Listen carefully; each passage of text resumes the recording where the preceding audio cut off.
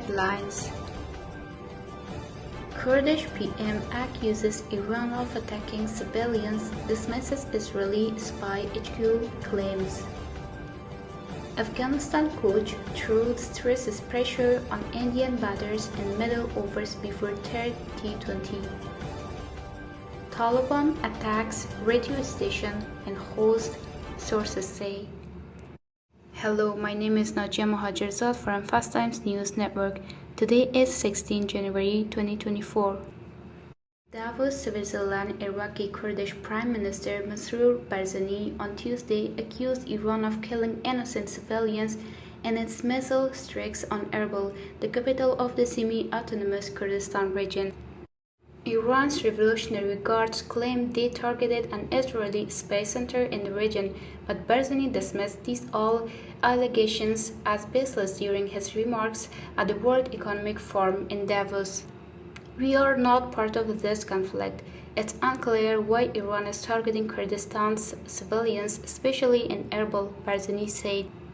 At least 4 civilians were killed and 6 injured in the strikes, according to the Kurdistan Government Security Council. Iraq's Foreign Ministry condemned Iran's aggression and recalled its ambassador from Tehran for discussion. Addressing recent calls to remove the US-led international military coalition from Iraq, Barzani emphasized the continuing need for US presence. The US is in Iraq at the Iraqi government's invitation to combat terrorism. Last night's events show that regional instability is still a significant concern, he said. Currently, the US maintains 1,900 troops in Syria and 2,050 in Iraq. Their mission, according to the US statement, is to advise and assist local forces in preventing a resurgence of the Islam State, which seized large parts of both countries in 2014 before being defeated. Afghanistan's coach Jonathan Truth emphasized the need for his bowlers to pressure Indian batters and the middle overs to compete effectively in the third and final T20 in India on Wednesday. Afghanistan aims for a consolation win after India secured victories in Mohali and Andhra, taking a decisive 2-0 lead in the series. India has comfortably achieved targets in the previous 2 matches.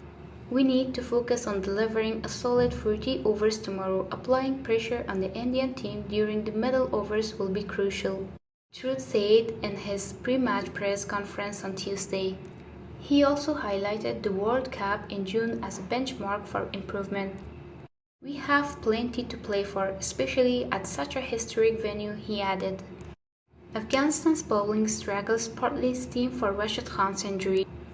Truth mentioned the team is cautious with Khan's recovery, ensuring he is fully fit before returning. There is no set timeline for his return, but we are not rushing it, Truth said. The coach also noted the Afghan batters' lackluster performance in the series, attributing it to playing insufficient T20 matches lately. We are still finding our rhythm in this format, he explained. Truth outlined a strategy for the batsmen to build momentum in the final stretch of the game. We need to maintain a strong batting presence in the last 10 overs. Our performance in Mohali, where we scored 110 runs for 2 wickets in the last 10, shows our potential, he said. Afghanistan will look to balance their approach in the middle overs to compete effectively in the series and upcoming World Cup tournaments.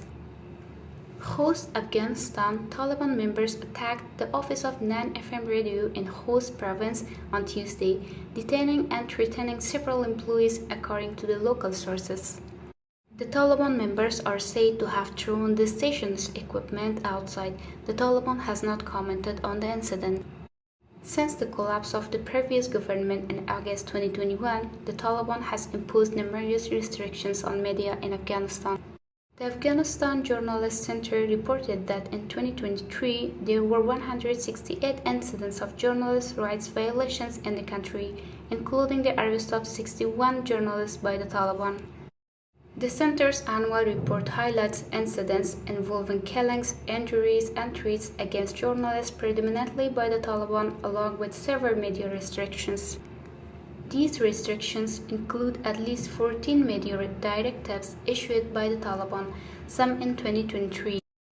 These directives cover various aspects such as prohibiting women from working in national radio and television, restricting coverage of demonstrations and civil protests, and setting guidelines for news preparation and content.